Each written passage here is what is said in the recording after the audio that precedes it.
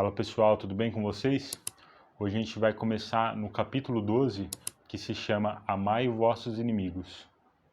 E como a gente viu no capítulo 11, né, o capítulo anterior, quando a gente ama o próximo, isso faz com que a gente constitua o princípio de caridade. E amar os nossos inimigos, né, é a mais sublime, né, a mais elevada aplicação do princípio da caridade. Porque quando a gente consegue atingir essa virtude, né, significa que a gente conseguiu alcançar a maior vitória contra o egoísmo, né, e contra o orgulho. Tem uma passagem de Jesus em Mateus capítulo 5, versículo 44, que Jesus diz: amai vossos inimigos, né, que é o título desse capítulo, né? E Jesus, quando disse para a gente amar o nosso inimigo, ele não estava pedindo que a gente tenha pelo nosso inimigo a mesma ternura, né, o mesmo carinho que a gente tem com os nossos irmãos, né, ou com nossos amigos, né, com aquelas pessoas que a gente gosta. Porque ninguém consegue ter a confiança, né, ou a amizade com uma pessoa que a gente sabe que está fazendo mal para a gente, né?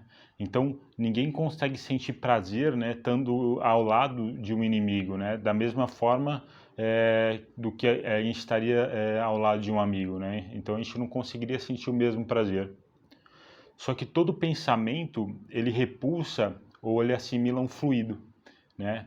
Isso faz parte de uma lei física que muita gente ainda não acredita porque não consegue ver esse fluido. Mas todo pensamento ruim, ele repulsa um fluido penoso, né? Ao contrário de um pensamento benévolo, né? Que ele emana, né? E acaba nos envolvendo, né? Numa sensação agradável, né? E é por isso que a gente sente aquelas sensações diferentes, né? De quando a gente está perto de uma pessoa amiga, né? Que a gente goste, ou inimiga, né? Que a gente não tem empatia nenhuma. Então, quando Jesus disse para a gente amar um inimigo, não é para a gente amar como a gente ama nossos amigos, né? Mas para a gente não guardar ódio, né? Não guardar o rancor, não ter o desejo da vingança, né? E saber perdoar, né? Sem as segundas intenções, né? O mal que ele possa ter causado para a gente, né?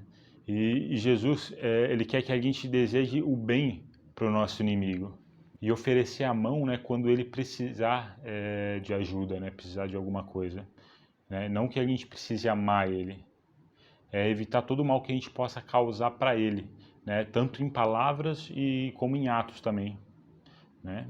Então, resumindo em poucas palavras, né, é devolver o mal com o bem. Esse é o verdadeiro significado de amar o nosso inimigo que Cristo ele quis nos ensinar, né? Só que a gente sabe que isso não é uma tarefa fácil, né? Muitas vezes a gente não consegue ter cuidado, né? Ter o carinho, nem com as pessoas que a gente que se preocupam com a gente, né? Que a gente ama, né? Quem dirá com nossos inimigos, né? E para as pessoas que não acreditam em mais nada, né, além da carne, né, que a vida acaba aí quando a carne distingue, amar o nosso inimigo, né, é algo que seria algo absurdo, né, porque acaba só vendo o inimigo como alguém danoso, né, alguém perigoso que está ali. E aí daí que vem o desejo da vingança, né? Depois a gente acaba não conseguindo perdoar porque já existe esse desejo já embutido, né? Esse desejo da vingança criado. E quando a gente acaba perdoando, muitas vezes é para satisfazer o nosso próprio orgulho, né? O nosso próprio ego. E quando a gente perdoa, a gente acaba se sentindo fraco, né? Por se sentir inferior, né? Por não ter conseguido se vingar do nosso inimigo conforme aquele desejo que está dentro da gente. E para quem já acredita, né, que a gente tem muitas vidas, né, que a vida continua após a morte, né, que a nossa verdadeira vida não é aqui encarnado, né? Acaba tendo uma visão diferente, né? Porque já consegue enxergar o passado e o futuro, né? E sabe que a vida presente, ela é somente um ponto na eternidade, né? Quando a gente olha para o passado, porque mesmo que a gente não lembre o que a gente foi, né? E nem o que a gente fez nas vidas passadas, a gente sabe que Deus é justo, né? E que ele não faria a gente passar por nenhuma situação que a gente não precisasse passar, né? Que não merecesse, né?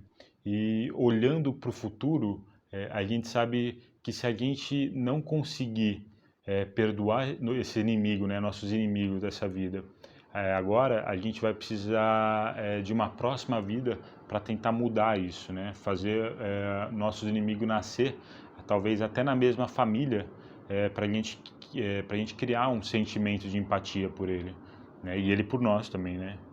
Então, sabendo que a gente vai resolver isso em uma próxima vida, né? Não seria mais fácil a gente antecipar isso e conseguir resolver isso enquanto antes, né?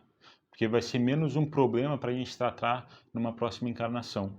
E por a gente pertencer no mundo de prova e expiação, a gente sabe que a gente vai encontrar pessoas, né, com má índole ainda nesse mundo, né? Porque quem falou que a gente não foi uma pessoa ruim, né, que trazia problema para essas pessoas, né, nas vidas passadas? Ou pode ser que essas pessoas, né, que tentam nos prejudicar de alguma forma, não podem servir de instrumento de prova, né, para testar o nosso progresso.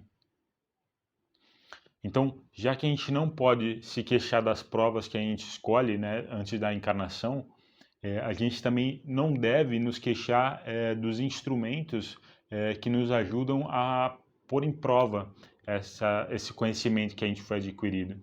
E ao invés disso, né, a gente deve agradecer a Deus por ter colocado a gente em prova, né, para testar a nossa paciência, a nossa resignação. Então, uma pessoa com certa evolução moral, né, ela entende que o ódio e o rancor, né, só faz a gente se rebaixar cada vez mais. E para a gente ser superior aos nossos inimigos, né, a gente precisa ter uma alma maior, né, uma alma mais nobre, mais generosa, mais depurada, né? Não para a gente humilhar os nossos inimigos, né, mas sim para poder ajudar, né, para poder ensinar pelo bom gesto. E os espíritas, né, ainda tem um outro motivo, né, para ser benevolente com os inimigos, né?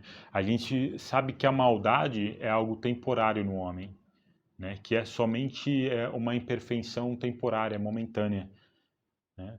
E como a gente já falou agora há pouco, a gente sabe que a morte ela só livra a presença material do nosso inimigo, né? Já que ele pode continuar seguindo a gente mesmo depois de ter deixado o corpo carnal, o corpo físico, né? Então a gente pode ter inimigo tanto encarnado como desencarnado. Só que nossos inimigos, né, que estão desencarnados, que a gente fez esses inimigos em outras vidas, eles conseguem se vingar da gente através da obsessão, né? E muitas pessoas elas acabam sendo vítimas dessas obsessões sem conseguir entender o porquê, né? E como a gente falou no vídeo passado, no capítulo 11, né? Para quem não viu, eu vou deixar o card aqui em cima. Não sei se desse lado é desse, mas eu vou deixar aqui. Deus permite que isso aconteça por duas razões, né? A primeira é pela expiação, né? Quando a gente não conseguiu perdoar o nosso inimigo, ele vai estar ali do nosso lado, né? Obsediando a gente até que a gente consiga perdoar, né? E a segunda opção é quando a gente já perdoou o nosso inimigo, mas mesmo assim ele continua do nosso lado, nos obsediando. Já nesse caso, é utilizado como uma prova, né, que acaba contribuindo para o progresso, né, de ambos, né, tanto para um, tanto para outro, né? E essa situação, elas são consequências da imperfeição que o espírito que vivem na Terra, né, ainda se encontram, né, tanto encarnado como os desencarnados, e acabam fazendo parte do nosso progresso evolutivo, tudo isso. Já o homem que retribui um insulto com outro insulto, né, ele acaba sendo visto por um espírito que ainda não se elevou, né, acima das paixões terrestres.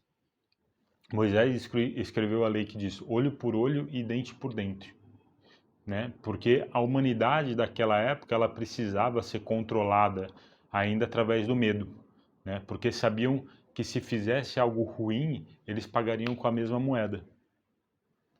Mas quando Jesus veio, né, e ele disse em Mateus, no capítulo 5, versículo 39, se alguém vos bater na face direita, apresenteis também a outra, né?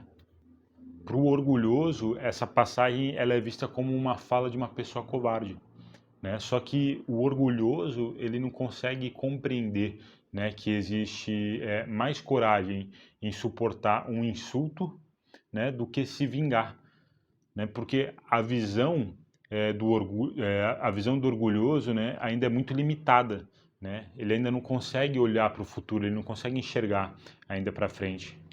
Mas nem a lei de Moisés e nem a passagem de Jesus, né, a gente precisa levar essas palavras ao pé da letra, né, porque o próprio instinto de conservação, né, que é uma lei também da natureza, né, que impede a gente de virar o rosto, né, para ter que apanhar de novo do outro lado. E quando Jesus ele tentou nos ensinar essa frase, ele estava querendo dizer que a gente não tem que pagar o mal com o mal, né? Que o homem ele deve aceitar, né, com humildade tudo que ele acaba ofendendo o nosso orgulho. Que existe mais glória para a pessoa que é ofendida do que para a pessoa que ofende.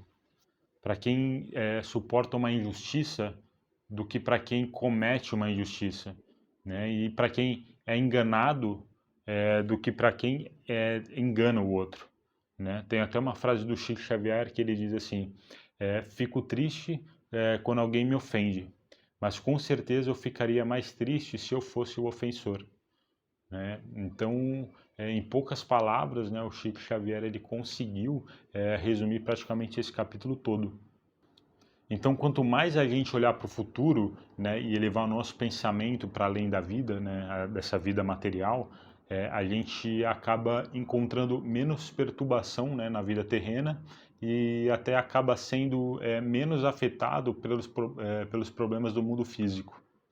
Beleza, pessoal? Esse foi o capítulo 12, né, do livro Evangelho segundo o Espiritismo, né? E eu espero que essa mensagem ela possa ter ficado clara para as pessoas que estão aí assistindo, né?